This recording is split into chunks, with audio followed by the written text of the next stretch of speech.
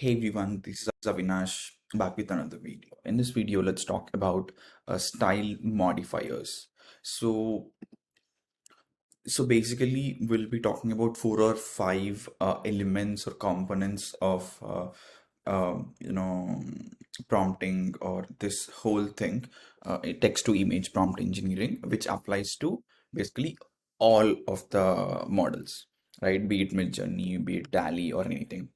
So then whenever we're going to a specific module like a DALI mastery or DALI blueprint or a stable diffusion mastery, something like that. So in that specific module, we'll be talking about those more foundations inside, which only applies to that particular model, right? So we'll be talking about four or five things, foundations, and then we'll also talk more and more foundations as and when we go to a specific tool and talk about it.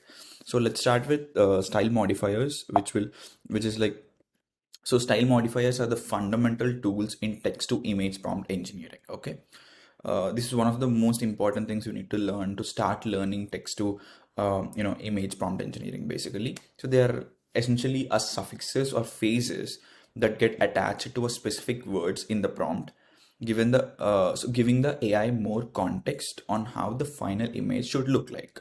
So this includes information about the desired appearances, style, or mood of the image.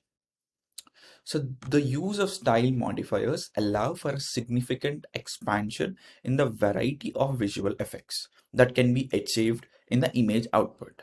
So with Midjourney AI and similar AI models, these modifiers don't just direct the depiction of the subject matter, they also provide nuanced instructions on the artistic style, aesthetic ambience, or specific visual traits desired, right? So this use of style modifiers bring great precision, flexibility, and control over the generated images, opening upon a broad palette of a possible outcomes from a single prompt. uh, I hope this is very self-explanatory, so I don't want to explain this. So let's go to the next slide. So let's explore different style of modifiers. Okay, to better understand, I'm using three subjects: a suitcase, a blacksmith, an island.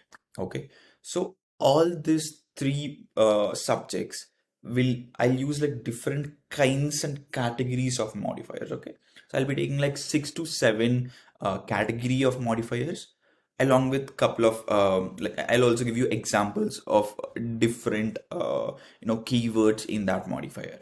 Okay, so basically it will be such something like this. The whole thing will be such as a suitcase, blacksmith, or island, right? So basically suitcase modifier version 5, blacksmith modifier version 5, island modifier version 5. So the thing will be like this, right? So this approach allowed me to clearly and consistently compare the effects of different style modifiers on the appearances of the images and see how powerful these modifiers affect the resulting the style of the images.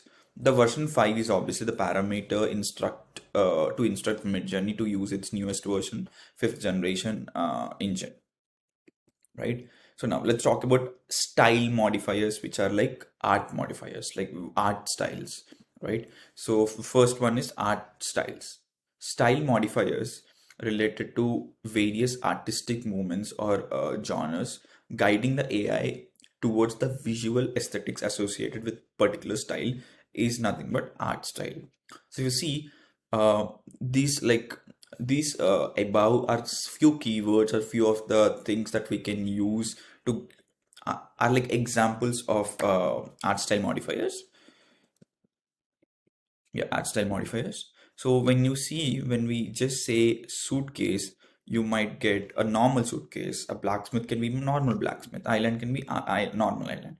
But when we add art style called art novi or something, you get a particular aesthetic like that. And same happened with blacksmith and also island. And when you say film noir, which is like a famous film, it's like it's taking inspiration from that, and the blacksmith is looking differently, And then suitcases like that are retro vibing black and white style, and same with the island. There's a car and someone is walking with the cap, all that.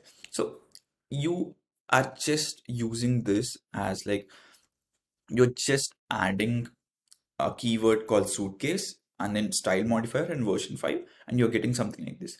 So now, just like that, if we use historical periods like modifiers that correspond to different eras in the history, shaping the image to reflect the design, fashion, and architecture of those times.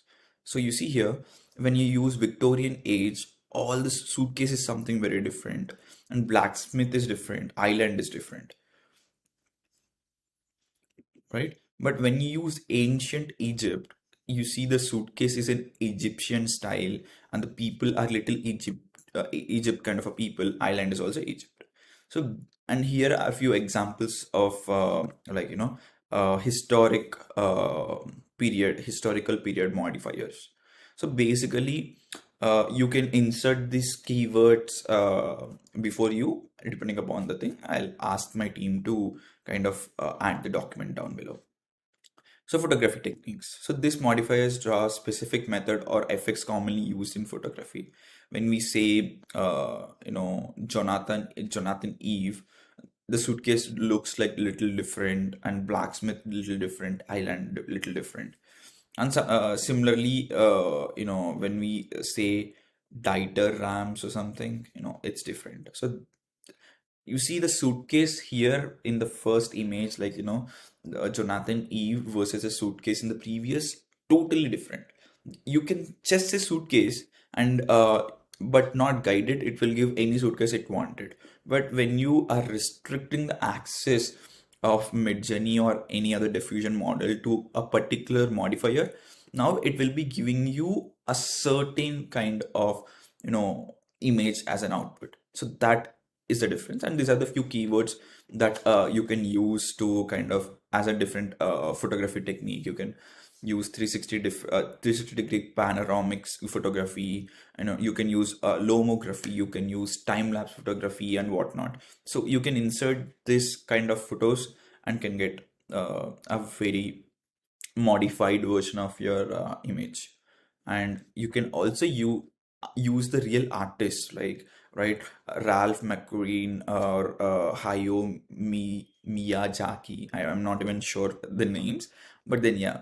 So uh, so they represent the, the artist. So the particular diffusion model have you know read or had processed hundreds or thousands of images from that particular artist, and whenever you're asking something, it is mimicking that generated artist, or it's generating images by taking that artist images as an example, art as an example. It's just mimicking the stuff.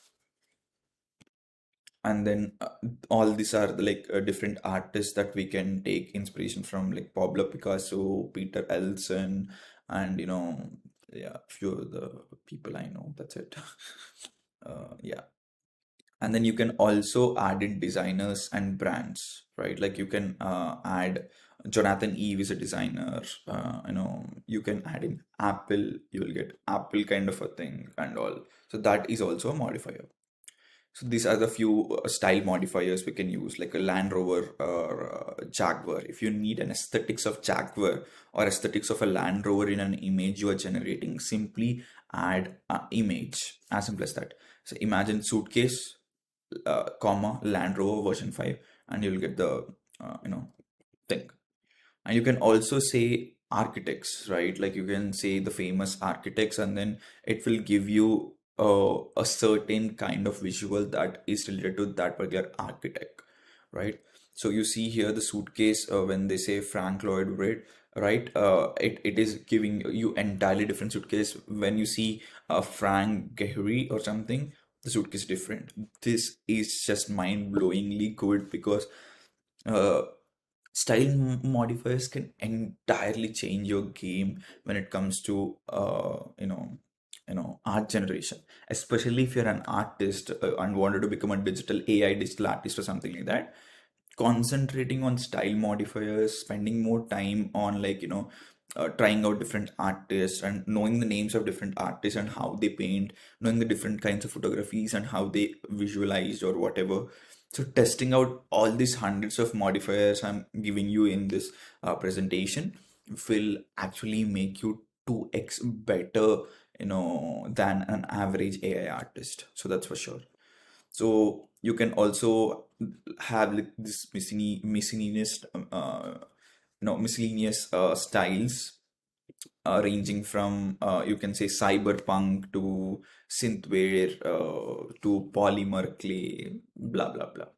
So you can use those also, and these are the few more images, like thriller, mystery, nostalgia, new wave, retro, industrial experiment, acid, geometric, organic, etc. You can use these kind of style modifiers also to get things. So essentially, adding a style modifier to your prompt is a very good thing if you are a prompt engineer.